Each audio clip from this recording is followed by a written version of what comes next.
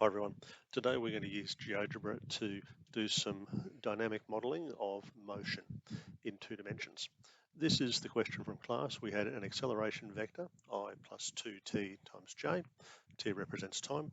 After doing the first integral, we got a velocity, sorry, that's an acceleration. We got a velocity vector, and then a second integral gave us the position vector. All of these are functions of time, and that's where we start. So we name a variable t. I'll create a slider from 0 to say 5 seconds, and we'll make increments of 0.1 of a second. Now, I need a vector. I'll call it r, and we type the word vector. Now, I need a starting point, which is the origin. Capital O by default is the origin. And the second point, I'll put in the x and the y coordinate of that vector r. So the x coordinate was t squared over 2 plus t.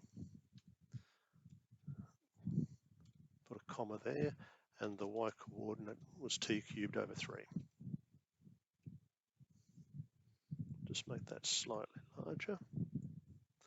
And if I compare with my working, you can see that vector r will start at the origin and it will go to this point where the x coordinate matches the I component and the y coordinate of that endpoint matches the j component.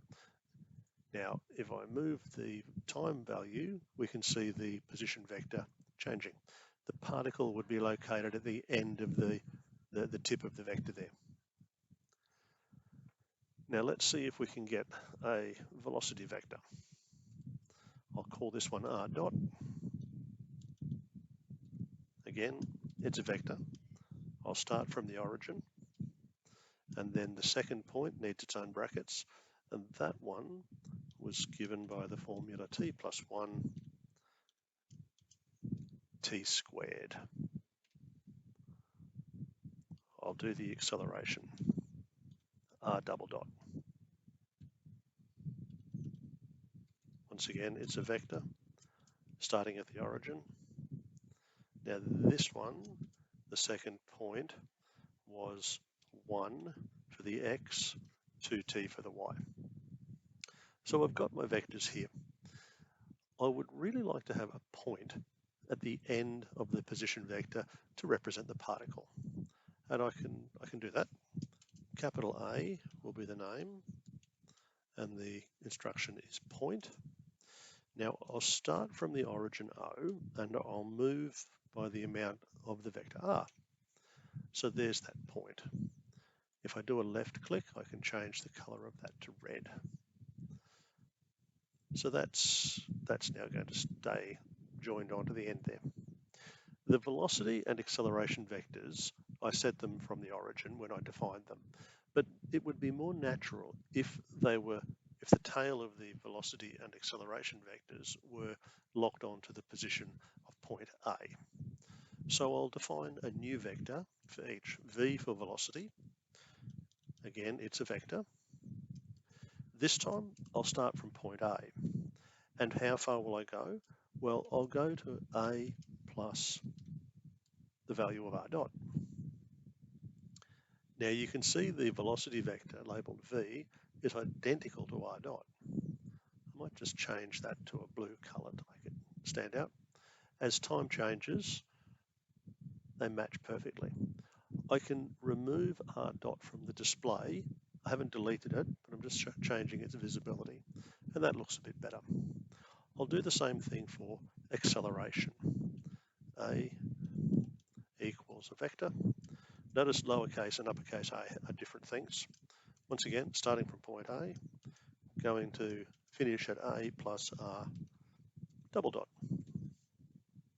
Let's make that one green so it stands out. And I'll make the original R double dot invisible. Now the particle is moving as time elapses, and the velocity and acceleration vectors are locked on, the tails are locked on there. It looks a bit more natural. The last thing I want to do is show the trajectory of the particle. I might just call it t. No, I can't do that because I've already got t for time. I'll call it traj. Now the command is locus, and it's the locus of point A as variable t changes. There it is. If I click on the locus, just move my picture for a minute, then I might change that to red, and I'll make it dashed, and I might make the line a little bit thinner. So now I've got a particle that follows that trajectory. That's the particle A. Its position is defined by position vector r, and the velocity and acceleration are updating as well. Notice the velocity is always tangent to the trajectory. So that's enough for now. Thanks for watching.